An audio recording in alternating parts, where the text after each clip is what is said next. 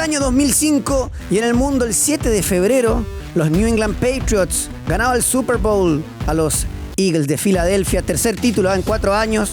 ¿Cómo dominaban esos Patriots? El grupo ABBA en Suecia, 12 de febrero, se reúne por primera vez en 30 años tras el estreno de Mamma Mía. El 2 de abril, en el Vaticano muere el Papa Juan Pablo II a los 84 años. Y en Chile se celebra el Festival Internacional de la Canción de Viña del Mar, por supuesto, como todos los años, pero no sé si se acuerdan, Ricardo Montaner en la animación. Hoy lo pifiaron, después llegó con la maleta y la rompió.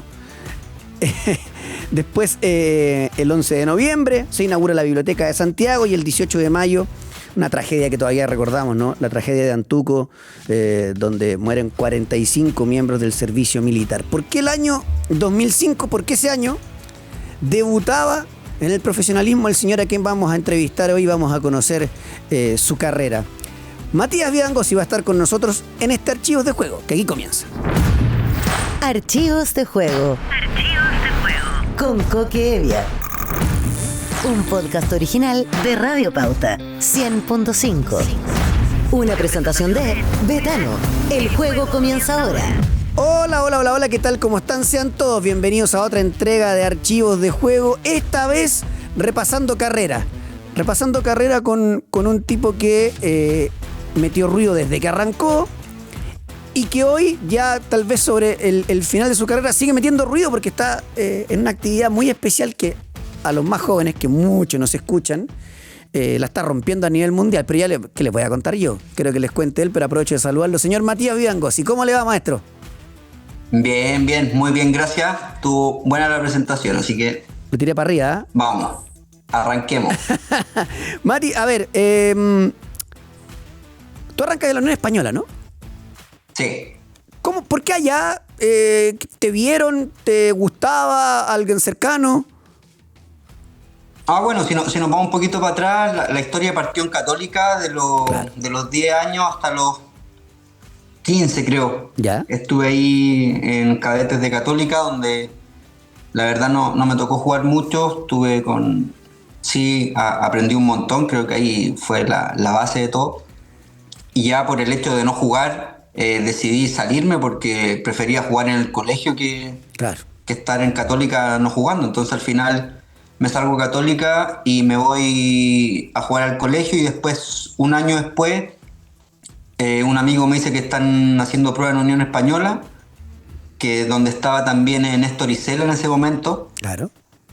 Y de ahí parto para allá. Y ahí empieza la historia ahí en la Unión Española. ¿Debutaste con cuánto en primera, Mati? Creo que 18, por ahí. ¿Quién te pone? ¿Quién es el que dice, sabéis que este cabro tiene para jugar en primera? Lo voy a hacer debutar. El Nano, pues el Nano Díaz me hace debutar. Qué grande el profesor Díaz. Saludo para él. Y ahí, Mati, yo tengo la oportunidad de conocer a Matías y le he preguntado 800.000 veces, pero la gente también le interesa esto porque ¿de qué cresta jugabas cuando erais joven? ¿Extremo? ¿Segundo delantero? ¿Enganche? Era extraño ubicarte en la cancha. Sí, mira, aquí hay una parte entretenida que cuando llego a la Unión me fui a probar de contención, porque toda mi carrera en Católica yo era contención. Ajá. Me formé ahí, jugando contención, donde no jugaba nada, entonces quizás el puesto lo tenía mal elegido, parece. Claro. Entonces llego a la Unión y me pruebo contención y me dicen, no, ¿y por qué no te vas a jugar de delantero? Y así que parto a jugar de delantero, y ahí empecé con ese enredo al final, porque no soy goleador. Uh-huh. Me gusta sí el buen juego. En ese tiempo recuerdo a Ronaldo, porque lo empecé a mirar y yo quería encarar como él. Entonces al final fue como mutando esta manera de jugar, que en un principio era siempre encarar y ir hacia adelante. Después ya me gustaba un poco el juego más colectivo. Después ya estar jugando un poquito más atrás, de tener mejor visión.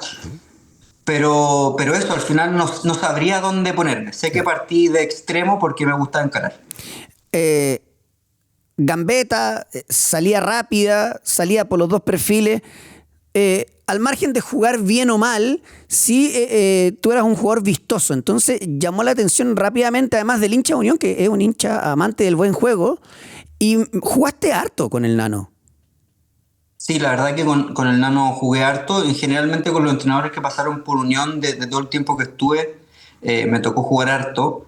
En una etapa, la verdad que muy entretenida para mí, porque después me toca ir al tiempo después, ir de nuevo a Unión, Claro. en el cual no le pegaba ni al quinto bote, entonces ahí lo pasé mal, fue todo lo contrario.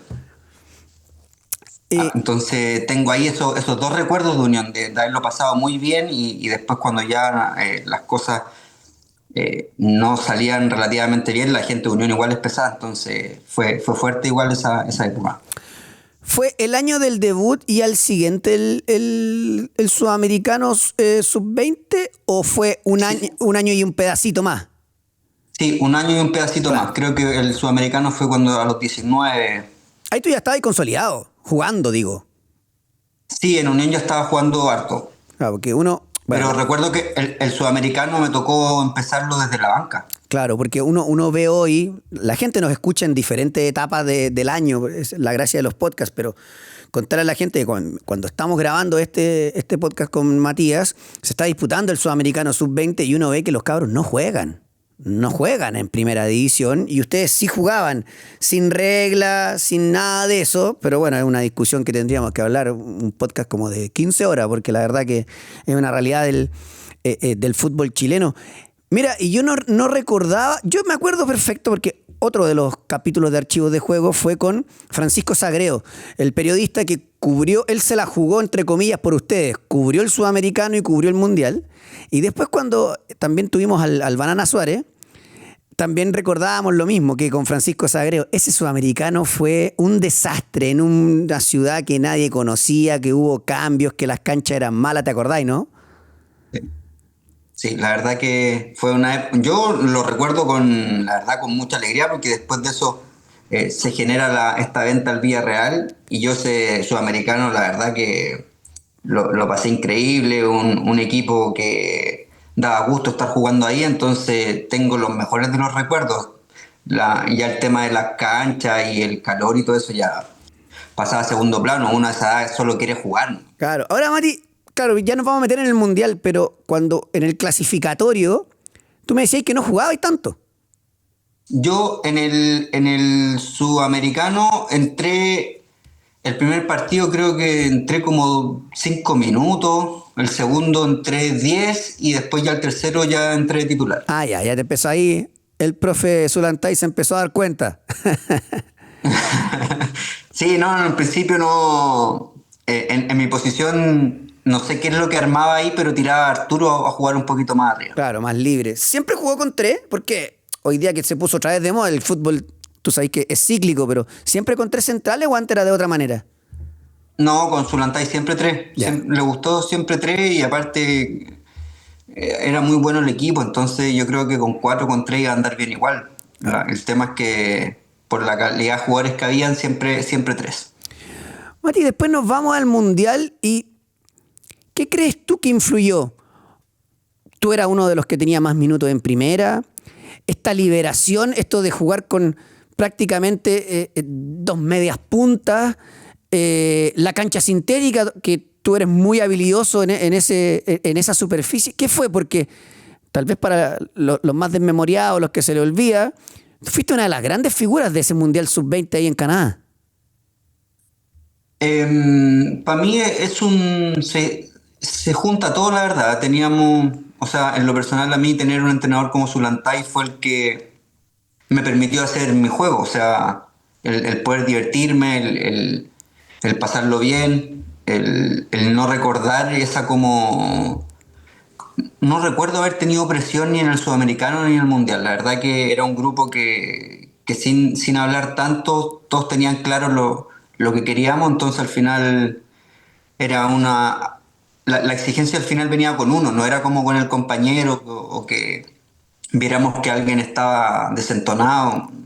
Era todo está como perfecto, por decirlo así, en cuanto a conexión grupal y en lo objetivo. Entonces se junta todo. A la vez Zulantay permitía que que adentro aparecieran los líderes, en su momento Arturo, con su carácter, con su manera de jugar que hasta el día de hoy lo tiene. Él como que, o sea, íbamos todos en el mismo barco, en resumen. Mati, ¿con quién concentraba ahí en ese mundial? Con Peralta, Isaías. Con Isaías, otro talentoso, ¿eh?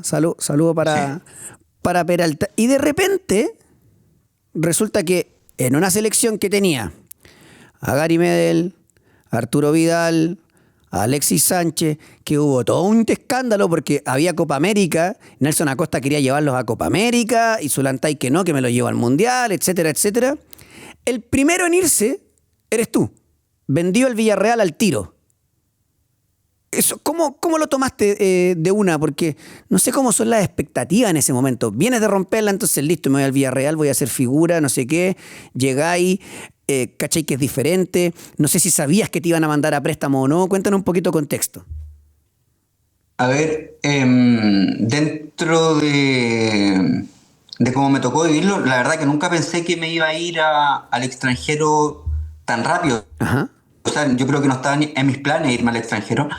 Y de repente llega la noticia y ya empezó como esa expectativa de ir.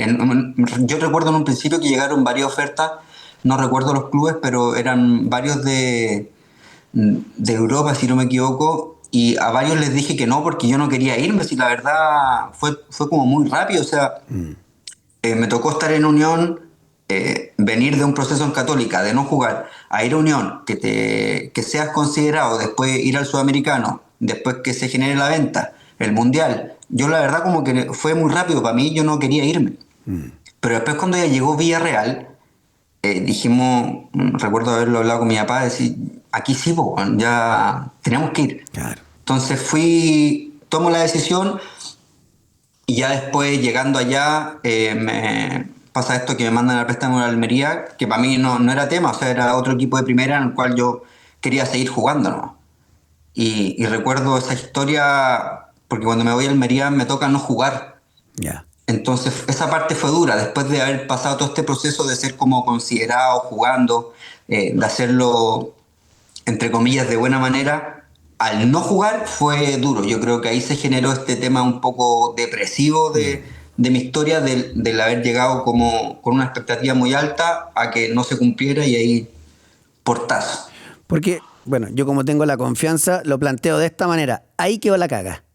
Porque uno ve la trayectoria tuya y uno se da cuenta que desde el 2007 que te fuiste a préstamo a la Almería, o sea, podríamos decir del 2008 hasta el 2015, o sea, hablamos de 7 años, fue un ir y venir de vaivenes, de no consolidarse, de pasar por Audax Everton, Ñublense, Ceará, San Luis, La Serena, Colo-Colo, volver a Unión, que tú decías, no la agarraba ni al quinto bote. Te diría que hasta el 2015 tal vez con Palestino, ¿no? ¿Qué pasó en todos esos años? No, ese año fue para mí, fue como una tragedia, la verdad. O sea, se genera este constante buscar ser el jugador del Mundial o del Sudamericano. Claro. Entonces creo que ahí fue el error más grande, el querer siempre llegar ahí.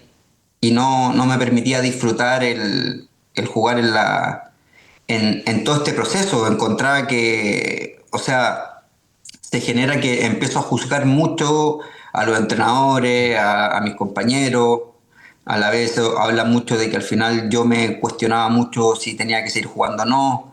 En todo ese trayecto que recién mencionaste, un par de años, o sea, un par de meses dejé de jugar porque ya la cabeza no me daba, la verdad. Ya estaba aburrido de no jugar, de no consolidarme, a la vez se generó mucha crítica hacia mí de como la futura promesa y cosas así, de que no me estaba yendo como la gente pensaba que me tenía que ir. Y la verdad fue duro, no, con ese nivel de inmadurez no supe comprender el mensaje, entonces fue duro. Hasta para mí, o sea, en Palestino, después de todo esto que tú marcáis, en Palestino, después que me empieza a hacer jugar, pero el tema de la depresión seguía, o sea, si con Pablo jugaba, estaba todo bien. Si no jugaba, yo me iba otra vez por un todo campado. Ahora, Entonces, al final dependía mucho de las decisiones de los entrenadores. Y eso a mí, ya más o menos a los 31 años, ya eso como que me aburrió. Y ahí empecé este otro camino. Estás escuchando un podcast original de Radio Pauta, 100.5. porque la duda que tengo es, hoy día, bueno, estamos todos súper enterados de los problemas psicológicos, de las enfermedades mentales, pero ¿cómo es en el fútbol? Los camarines son bravos, los rivales son bravos, pero además de eso, para ti, digo, tú no entrabas a la cancha con ganas de cagarla, pues si uno, el futbolista, ¿qué? ¿El enganche no te salía, la frustración caía rápido, el físico no te daba? ¿Cuál era la sensación? Al final, este tema mental irradia todo para abajo. Ya. O sea, hacís todo mal, los enganches no salen, te empezáis a cuestionar, y empieza el miedo a aparecer de una manera así. Yo lo repito, la vez que tuve más miedo fue cuando la segunda etapa en Unión. La verdad que no me sale nada. Y la gente quizás piensa que uno quiere como cagarla, entonces... Y tampoco no tenéis como argumentos para defenderte. En general a mí nunca me ha gustado mucho hablar por la prensa ni nada, pero no... Cuando la gente me atacaba me quedaba callado, no sabía qué decir, qué argumentar. Entonces al final ese tema fue duro, cuando al final está ahí como en este bucle medio destructivo hacia ti. Claro. La verdad que es muy, muy difícil hacer carrera. Yo me siento que soy, entre comillas, como un mono porfiado, porque al final andar ahí y después querer seguir intentando, a pesar de que lo estaba pasando pésimo, creo que fue un poco también destructivo de mi parte, quizás no haber tomado acción antes sobre la salud mental. ¿Y qué hizo Guede? Porque digo, tú lo acabas de decir, la depresión seguía. Yo jugaba y todo bien. No jugaba y me cuestionaba todo. Está bien, Sí. pero jugaba y bien, po. No era como en la Unión cuando tú me decías, mira, tiraba un enganche y me tropezaba. No, en Palestino jugabas bien. ¿Hizo algo el técnico o ya viene algo en un cambio tuyo? Porque digamos que medio que tú fuiste autodidacta en el tema de superar tu depresión. Bueno, yo recuerdo que Pablo, cuando me toca llegar a Palestino, el primer día nos sentamos a conversar y estuvimos conversando 4 horas, 5 horas, de todo este tema, Ya. que, Mati, ¿por qué esto? ¿Por qué esto otro? Y yo creo que ahí pude contarle un poco mi historia. Yo creo que al final lo único que yo quería, quizás, como entre comillas, era contar mi historia. Como siempre fui muy de ir hacia adentro en no contar mis cosas, y él me permitió contar mis cosas. Yo lo sentí que me apadrinó. Ya. Entonces al final esa relación de padrino, de papá, me hizo empezar a jugar de nuevo, a disfrutar, a que me relajara. Me decía siempre, entra y tira caño, me decían. Te da Muy esa parecido libertad. a muy parecido a Zulantay. Ahí está, claro. Y yo al final, aunque suene, no sé cómo suene, pero al final cuando un entrenador me decía o me daba como esa confianza de jugar libre, yo siempre rendía. No tengo ni un recuerdo de no haber rendido con un entrenador así. Ya cuando los entrenadores me encasillaban un poco en cierta estructura, cosas así, siempre se me generaba lo contrario. Por tratar de agradar al entrenador, como que me anulaba. Y después viene la pasada por México, porque lo hiciste muy bien en Palestino. Y ya después volvemos al episodio malo en cuanto a tu salud mental, pero estando bien. Porque vuelves de México y Palestino, Melipilla, Valdivia, Colchagua, Melipilla, Calera, San Luis, Curicó. O sea, hartos clubes, pero ahí ya teniendo un buen rendimiento. Y digamos que con 37 años, bueno, está la muestra actual de primera y de primera B, que podréis seguir jugando perfectamente. ¿Qué te hace clic? Es, basta, ¿sabéis qué? Ya estoy de fútbol profesional. La verdad, siento que fue como un ciclo. El último tiempo en Curicó, el tema de que nos empezaron como a sacar puntos, Claro. ya este tema de la secretaría. Apareció, Fue como- apareció el escritorio. ese mismo tema. La verdad que me empezó como entre comillas ya a poner un poco chato. También yo creo que desde ahí también ya no lo estaba pasando tan bien jugando. Yo no sé si era algo de que sentía que el cuerpo no me daba, porque también tuve una lesión ahí en Curicó. Y la verdad que me daba lata tratar de conseguir un rendimiento alto y sentir que el cuerpo no me acompañaba. Entonces al final hay varias cosas que se van subiendo ahí como a la balanza a la hora de decidir. Después aparece este tema de la Kings, que es un poco reconectar con la niñez, venir a jugar, a pasarlo bien, tirar caño, y yo dije, bueno, sí, el tema es cómo salgo de Curicó para que no se genere lo que sí se generó, que al final lo traté de evitar, pero era como tenía que ser nomás. Y al final tomo la decisión de dejar el fútbol por venir a reconectar un poco con la niñez. Ahora, está ahí en Curicó, terminas rescindiendo contrato porque te vas a México a jugar la Kings League de México. ¿Cómo aparece esa oportunidad? ¿Quién te llamó? ¿Lo veníais trabajando? ¿Fue de un día para otro? La verdad que fue de un día para otro. Pasa que Igor estaba como de copresidente en un equipo de la Kings. Sí, Lichnowsky, claro. Y teníamos el mismo representante, entonces a través de ellos me preguntaron si yo quería ir o no, porque sabían que me gustaba como jugar y ese tema. Y claro, la verdad a mí siempre me ha gustado jugar como este fútbol 5, fútbol 7, de poder entretenerme, porque al final para mí el fútbol ha ido como mutando para cada vez menos espectáculo, es más otras cosas. Claro. Y la verdad que yo creo que eso también es un punto en el cual ya me iba aburriendo el fútbol. Yo partí jugando fútbol y me dejaban hacer la cuestión que yo quisiera dentro de la cancha. Bicicleta, encarar, hacerlo bien o hacerlo mal es otro punto, pero se permitía. Hoy en día hay mucha posición, mucha estructura, y después se les pide a los jugadores que marquen diferencia. No sé cuál será la ideología de eso, no la entiendo aún, pero yo quería seguir haciendo eso, y recuerdo muchas partes de mi vida limitarme a hacer eso. Porque el entrenador me decía, no, aquí no hagáis esto aquí, hazlo más allá, nada. Entonces al final me sentía un poco reprimido por esta ideología que iba mutando en el fútbol, y ya bueno, tomé la decisión ahí de ir a la Kings a pasarlo bien. ¿Cómo es? Porque uno ve la Kings League de España, que la armó Piqué y no sé qué, ya. ¿Cómo es el espectáculo en México? Porque aquí en Chile uno no se lo imagina. La verdad que es súper entretenido, o sea, a nivel de las redes sociales es el fuerte de la Kings, claro. Independiente que tenga reglas o que a veces encuentren que es como que no es fútbol, que la verdad no es fútbol, es como un medio de entretención. Claro, es un derivado. El que lo compare con el fútbol está equivocado, si no es lo mismo. Yo vine acá a la Kings a entretenerme, no vine a ratificar que soy bueno para el fútbol, vine a jugar, a pasarlo bien, y el que quiera comparar es tema del que quiera comparar, son cosas totalmente distintas. Se juegan así con una pelota y hay que hacer goles, claro. Pero el objetivo para mí es distinto. Oye, y Mati, para ir cerrando, tú quieres ser entrenador, ¿no?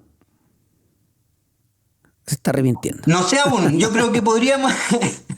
Depende, vamos a ir, estoy indagando ahí, bueno, no sé si es ahí un poco con el tema del desarrollo personal, la salud mental, claro. Creo que por ahí va el tema para los jugadores. Porque la duda que yo tengo es, entre comillas, Matías Vidangosi ha demostrado que es un antisistema del fútbol moderno. O sea, no te imagino como técnico diciéndole al puntero izquierdo, no vaya para adentro, desborde, no tire la bicicleta, mecanice. Como que sería extraño un técnico que rompa molde. Bueno, los que rompen molde a veces son los que terminan generando algo. Pero te está yendo más por el lado de trabajar la parte psicológica de los futbolistas, ¿no? Sí, la verdad que creo que ahí es un gran punto para que el jugador al final no pase por lo que pasé yo. Yo encuentro que por lo que yo pasé hay muchos que pasan por lo mismo y que mantienen una carrera No sé si la palabra es regular. Yo siento que mi tema fue que la gente tuvo muchas expectativas sobre mí por la manera en que cuando yo estaba bien, en cómo jugaba y quizás cómo la gente se sentía, el hecho de pasar de una generación de fútbol que nos acostumbraba a quizás a no pelear nada, a nosotros aparecer en una generación de querer pelear contra todos, o sea, de que Chile sí puede lograr cosas y dentro de eso participar y hacerlo en la manera que yo lo hacía. Yo siento que la gente puso muchas expectativas en mí, en ese sentido, en que yo podía ser parte también de ese proceso. Que no lo fui por otros temas, la verdad que eso a mí me entrega que yo siento que hay jugadores que quizás no son tan vistosos en su fútbol, pero sí pasan por estos temas mentales y que a veces no tenemos las herramientas para sobrellevar un poco la carrera y hacerlo de mejor manera, o sea, de tomar mejores decisiones, de ver cuando tengo un conflicto con alguien cómo lo soluciono, cuando tengo un problema en la casa cómo funciona el día del partido. O sea, hay un montón de cosas que nosotros los deportistas callamos porque no sabemos resolver. Mati, y esta especie como de coaching, ¿cómo crees tú que ha ido, digamos, cómo ha sido la recepción inicial de una idea que va en desarrollo del medio futbolístico? ¿Por qué? Porque igualmente el futbolista, sobre todo el futbolista, pero yo creo que incluso todos, miráis al psicólogo medio como de refilón, de lejos, porque asumirlo tal vez lo que más cuesta, pero en este caso tú le estás hablando a un tipo de tu misma actividad. Entonces tú le estás diciendo, compadre, yo sé por lo que estáis pasando, a diferencia de un psicólogo que tiene un espectro más global. Sí, yo creo que ahí tocaste el punto. O sea, yo no sé si es el jugador, no sé si no quiero etiquetar, pero por ejemplo acá en México, de los jugadores, de los muchos jugadores que he visto, hay muchos que, si es que no al 100%, trabajan con alguien externo en la parte psicológica. O sea, lo tienen como asumido. Yo no sé si en Chile tú le decías a un niñito, no sé, de la sub-20 o qué sé yo, trabaja con alguien. Lo más probable es que te diga no, porque estoy con mi audífono escuchando música, entonces no quiero. Claro. ¿Se entiende? Claro. O quizás no, en ese momento no tienen las trabas que se le puedan presentar más adelante y quizás más adelante va a tomar las medidas necesarias. Pero yo encuentro que es muy importante porque el fútbol es de muchas emociones, de una parte mental que tienes que estar muy preparado. O sea, jugadores, nadie llega preparado mentalmente para afrontar una carrera futbolística.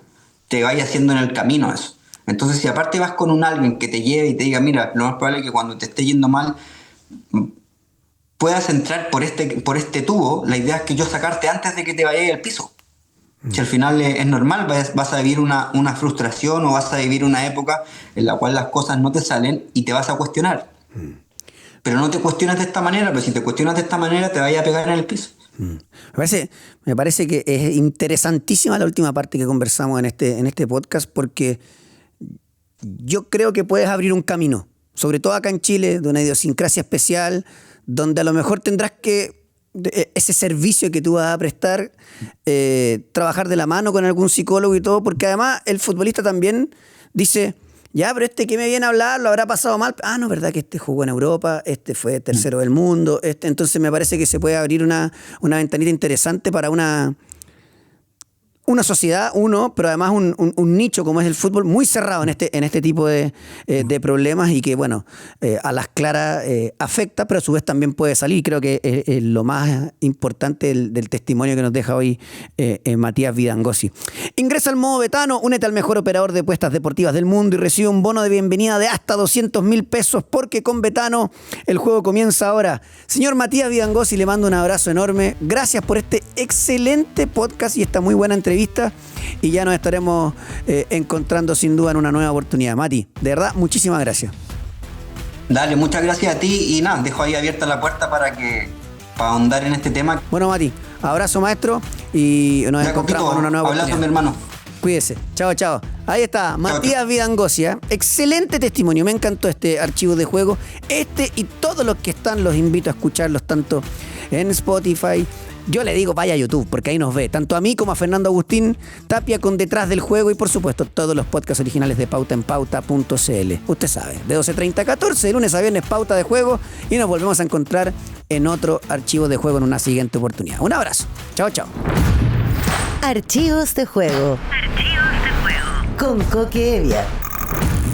Un podcast original de Radio Pauta 100.5. Una presentación de Betano. El juego comienza ahora.